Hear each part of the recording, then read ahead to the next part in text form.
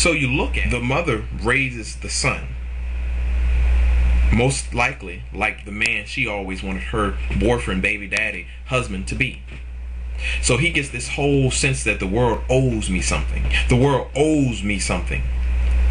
His mother becomes his safety net. Everything that he does wrong, she's going to fix or try her best to fix. But what does this happen? What does this do to his mindset when he goes to be in a relationship? When he goes to be in a relationship, what's going to happen is he's going to have that same expectation that you're going to take care of me, talking to the woman, you're going to take care of me, and whatever I do, you're going to fix. I've never had to have responsibility because my mother always had it for me. So then I can see why it's easy for women to go to another persuasion or another race, because they don't have those same generational mind viruses, I would like to say. So if you think about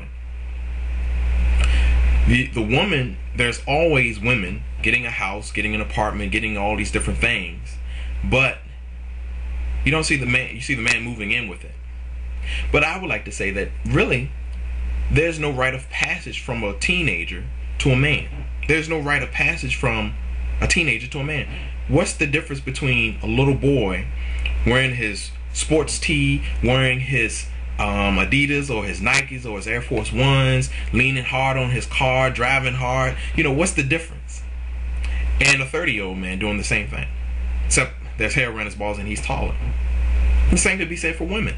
There's a lot of women that want to be princesses. What happened to wanting to be a queen?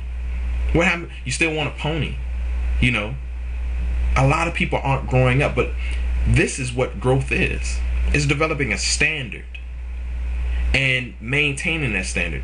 To dress a certain way, it's easy to put your breast out and to put your booty out and say that you maintain a standard, but that's easy. To be sexual, that's the easiest human trait there is. To eat and have sex, that's the easiest thing to do. But to be intellectual, to have culture, to speak more than about your greatest asset, which is your ass, that takes dedication to a standard, and it takes self-discipline, which is what's lacking. Because I say all that because if you go back to the lacking of a man in a neighborhood, in a family, the man is the center of stability.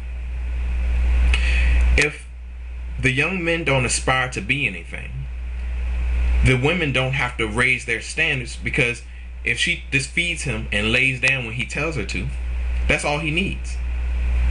Some women strive for other things, and I'm not saying this is all across the case, but this is how 400 years of slavery have forever enslaved this race. Because the man has been removed. Once you remove the man, once you remove what a little boy can aspire to be, once you remove the rite of passage for a woman to realize this is a little boy, this is a man, there's no universal definition for a man. That's the cure to our disease. Some women say a man is somebody that chases his dreams. Some women say a man that takes care of his. And some women say that a man that spends his money on her, he's a good man. But isn't a man anyone that can take care of a situation regardless of his circumstances?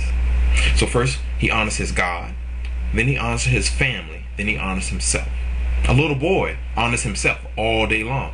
That's how you identify a little boy. His needs are first.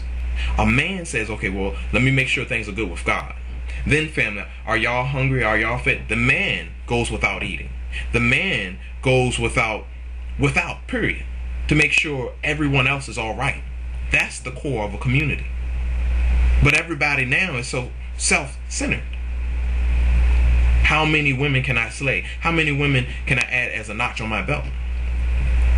But I digress. But you look at it, the 400 years that have molded our community, it's molded it to a point where the women are in charge. The little boys grow up to be boy men, and they have never been placed under the authority of a man. So when they're going to the world of work, they have this man saying, hey, look, this is what you need to do. And he feels offended. I'm the baddest thing on the planet. He has a chip on his shoulder.